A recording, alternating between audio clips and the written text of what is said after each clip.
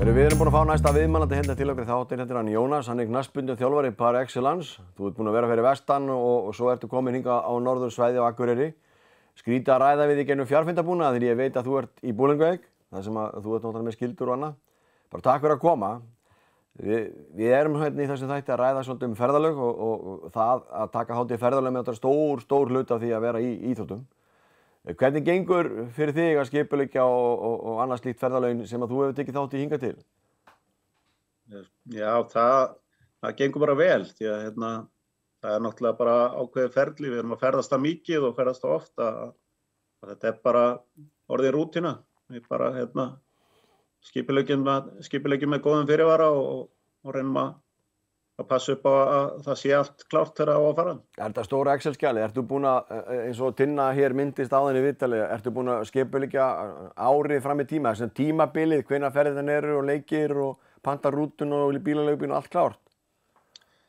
Já, svona nánast, sko. Það kemur yfirleitt leikjaplan frá KSÍ svona í mars, apríl og þá fer maður strax að skoða þetta og sjá hvaða ferðir passa saman og reyna að búa til einhverja pakka, tékka á bílum, tékka á gistingu.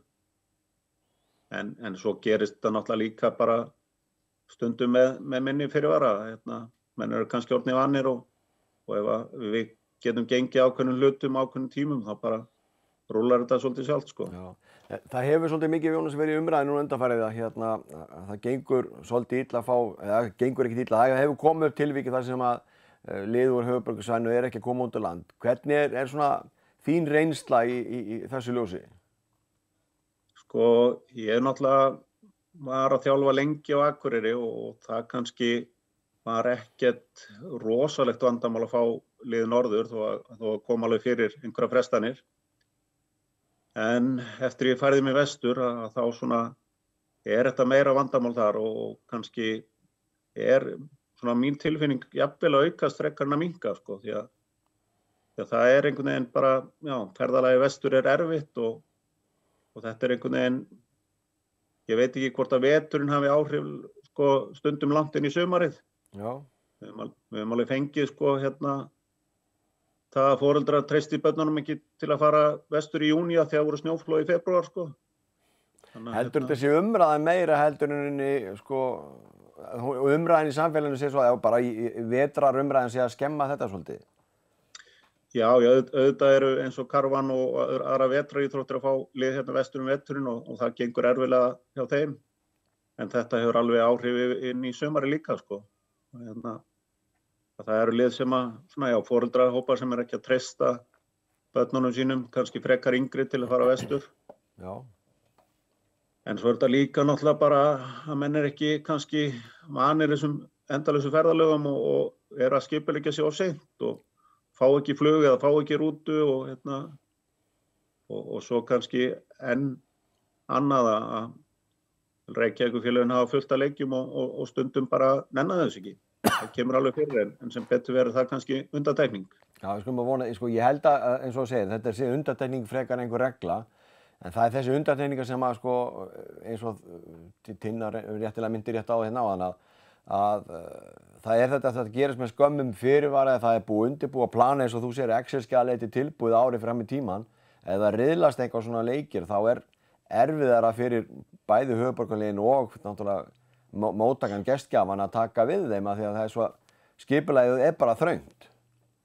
Já, það er náttúrulega eins og þetta fyrir vestan. Við erum mjög tæp á mannskap í nánast öllum flokkum og við þurfum alveg að fresta leikjum líka þegar foreldrar kannski láta að vita með litlum fyrirvara þau séu að fara í ferðalag og við eigum bara ekki lið. Já. Og þá er líka, sko, heimaleikindi komnir í hættu þegar foreldrar að skipuleggja sumarið til þess að við eigum í lið. Og svo frestast kannski nánast helmingu leikja og færist eitthvað til og þá náttúrulega getur það komið að við setjum leikja á einhvers staðar þar sem við eigum ekki einu sinni sjálf í lið þegar lið ætla að koma vestur, sko. Akkurat. Þannig að þetta er beggja balans líka en þetta er svona snjóbolti sem kannski fer á stað ef 1 til 2 leikjum frestast þá fer svona einhver skriða á stað sem hefur áhrif á allt leikjaplæni vantarlega. Já, hefur náttúrulega bara áhrif á sumarfrí. Foreldrar eru að plana sumarfrí mikið í kringum íþróttaferðir og og þetta náttúrulega skiptir gríðarlegu máli fyrir alla að þetta sé á plani eins mikið og hægt sko. Já. En nú þegar þú hefur bæði reynslu hérna á norðan og svo á vestan, finnst þér, eins og þú segir áðan, finnst þetta mikill munur á sko bæði það að hérna einhver hluta vegna mörguleiti virðist vera stytta kyrrið til Akureyrar heldur en Ísafjarðar, þó þetta er svona, þetta er meira huglægt heldur en annað held ég. Finnst þetta mikill munur þarna á milli? Það er þó nokkuð munur og ég grunum að Austfirðir séu svolítið svona eins svipuðum pakka á Vestfirðir. Það sé mikið verið að biðja þá að fresta leikjum og það er náttúrulega endalaus símtölum að sko biðja okkur að spila alla leiki í 15 flokki á N1-mótinu. Hvort við getum ekki spila bara þegar við förum á N1-mótið eða hvort við getum ekki spila þegar við komum suður. Já. Að nýta ferðirna þannig að sé að taka kannski 20 leiki á 4 dögum eða eitthvað leiðis. Já, það er svona, þessa fyrirspurning kom mjög oft sko. Já, já. Það er enda svolítið skrítið og spáir í það, þegar ok, þarna náttúrulega eru aðalega að reyna að spara ferðakostnað og tíma sem að fer í þetta, en áttast sig ekki því að þetta hefur náttúrulega áhrif á allt kerfið. Já, oftast náttúrulega þegar maður bendir á það í símtalinu þá átt að þjálfara sig eða sá sem hefur samband bara, já, heyrðu, þetta er nú kannski svolítið bjánulegt sem ég er að spyrja sko. Já, en heldur þetta eins og kannski bentir á þetta, annars vegar skipulagsleysi, heldur þetta sé einhver hluti líka bara kannski þekkingarleysi og reynsluleysi að vera að standa í þessum ferðalögum fram og tilbaka? Já, auðvitað og það er allar eins og hér fyrir vestan, þá er kannski mest yfirþjálfari sem er að skipuleggja ferðirna með þjálfurunum. Á Akureyri er þetta yfirleitt starfsmaður sem að sér bara að mestu leyti alla ferðir. Þetta er náttúrulega aðstæðara batteri. En maður hefur kannski á tilfinningunni að í sunnan eru félögin ekkert að ferðast rosalega mikið, að það kannski sé enginn sem sér þessi mál. Þannig að þegar kemur að ferðalaginu þá er enginn búinn að undirbúa það og þjálfarinn kannski situr uppi með það og veit ekki alveg hvað á að gera eða eitthvað foreldraráð. Ég hef alveg fengið þessi símtöl sko, það er sundmót en eitthvað slíkt í gangi og hvar ég var að gista, þetta er alltaf stóra spurningin eins og við séum ofta að ringja bara í þjálfara á höfuðborgarsvæðinu og spurja þá hvar ég var að gista í Reykjavík. Já, það er alveg þessi símtöl koma líka og hvort við sækjum á flugvöllinn og svona ýmislegt við hvernig ég hafa samband en mér finnst svo sem alveg sjálfsagt að svara því að það er náttúrulega kannski þegar þú ferð til Reykjavíkur, við erum alltaf að skipuleggja ferðirnar og vitum hvert við eigum að leita. Þú kemur kannski einu sinni á Ísafjörð á þínum fótboltaferli og maður veit ekki, þjálfararnir eru oft nýir og kannski vita bara ekkert. Og vita kannski ekki hvert á að leita.